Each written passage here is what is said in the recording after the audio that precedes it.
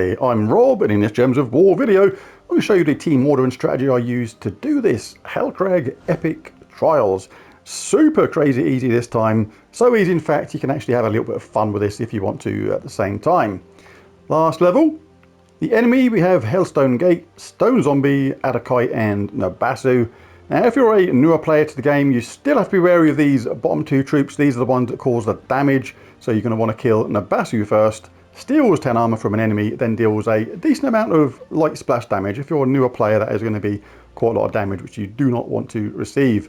Next on the list will be Adakite. Adakite, there was a big gust of wind, it ripped out of his hands, and he never found it again, so he's got to buy a new one.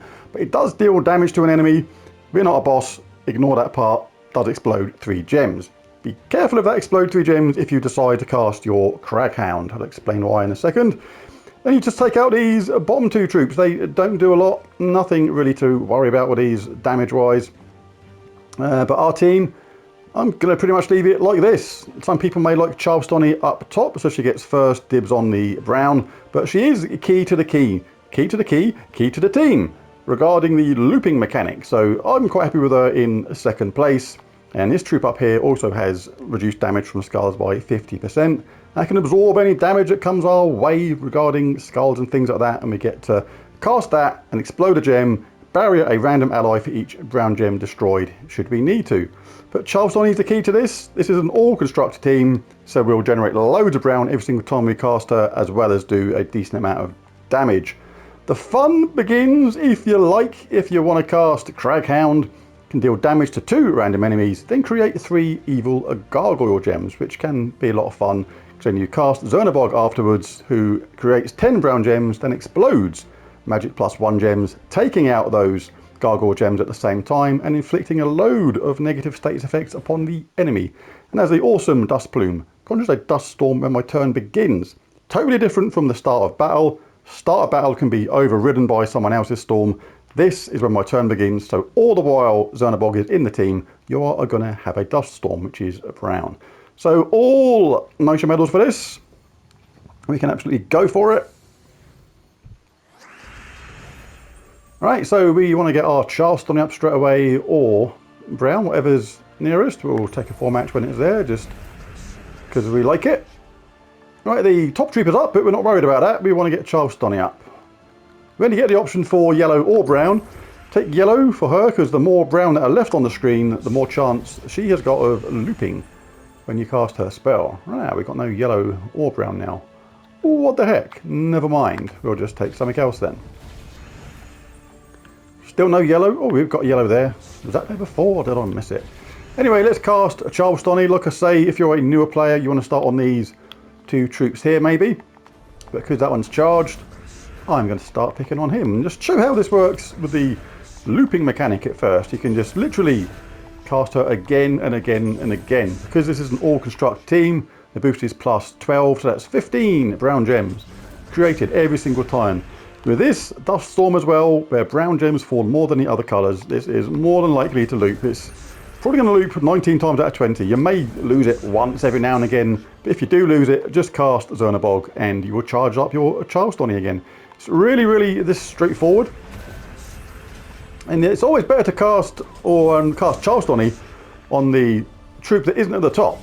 And as you may have seen a moment ago, we got a random skull hit then or 2 on that top troop, and that is really useful because basically it's kind of like free damage because we're hitting the enemy below them, and any random skull cascades just start chipping away at that troop up top. Right, so should we have a bit of fun? Right, let's show the fun way.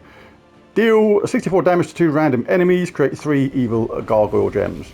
Done that. You take a little bit of damage, do you have to be wary of that? You can cast that if you want to get the barrier. You just explode a gem which is near a bunch of brown, and you will get a barrier for each brown gem destroyed. Very nice. But let's cast Zernabog now. Those gargoyle gems we just created, they're going to be destroyed. They go on the enemy. Not got particularly good ones at the moment. That's like web, frozen, and poison. It's about some of the worst bunch of state effects you can get there. But if there's something like Death Mark which comes up, or Fairy Fire in particular, really useful.